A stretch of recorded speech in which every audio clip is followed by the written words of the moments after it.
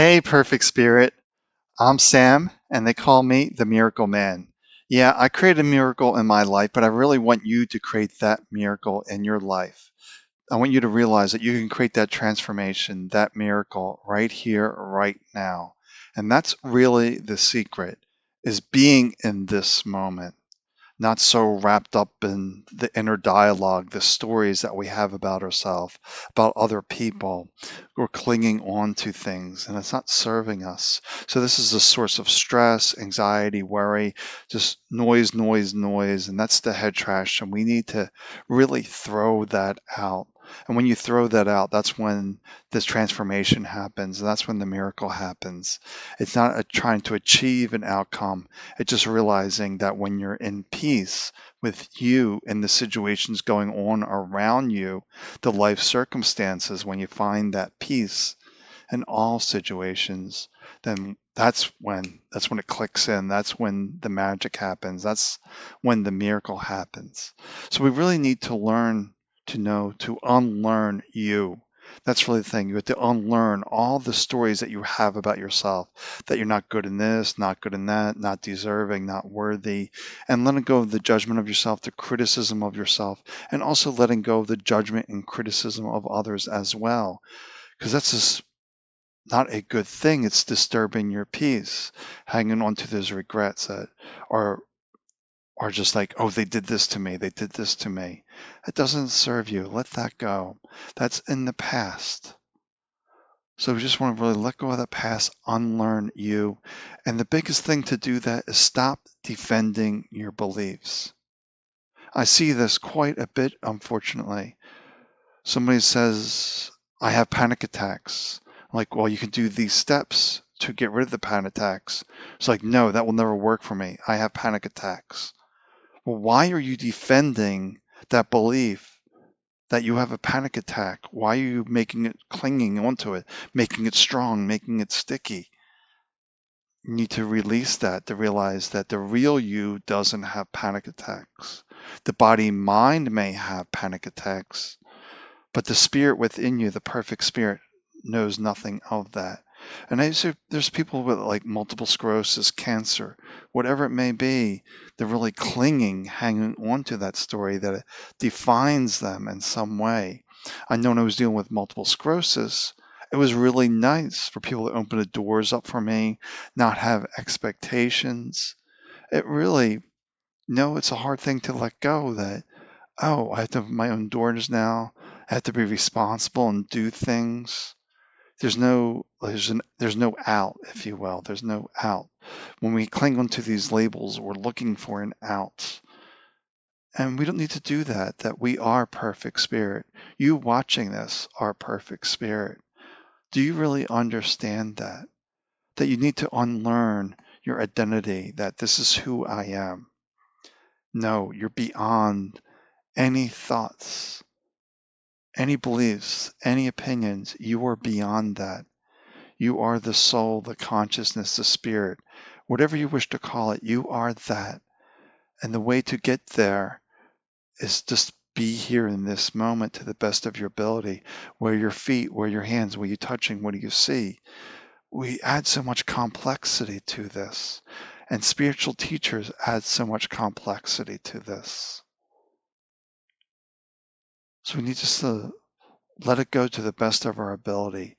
Notice how the mind is always dragging something around, that we're carrying these heavy burdens on our shoulders. We just need to release it. And the way we release it is not by trying to push it away, because pushing away makes it sticky. You're pushing, pushing, pushing, makes it sticky. But when you let it be, it just sort of drops away. So that's the key. And this knowledge has been here, this wisdom, for many thousands of years. The Bhagavad Gita gives good examples of that. Focus on the task at hand, not the fruits of your labor, not the outcome. But focusing the task at hand is about being in the present moment, being fully here in this moment. Eckhart Tolle, Ram Dass, all these spiritual teachers, true spiritual teachers, say, be here in this moment.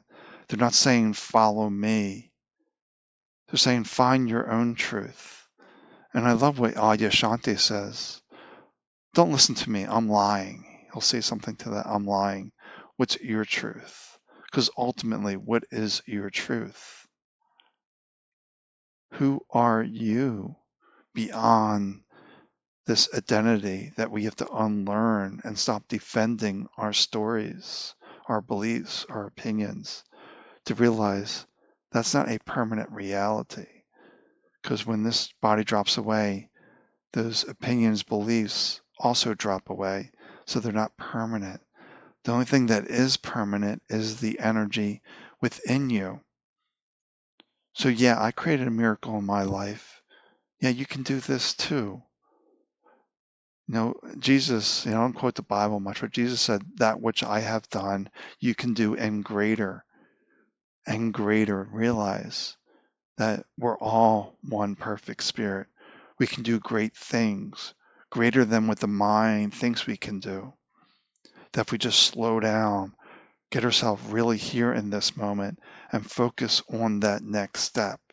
It's really simply focus on this step. Then when you plant your foot, what's the next step? What's the next direction for you?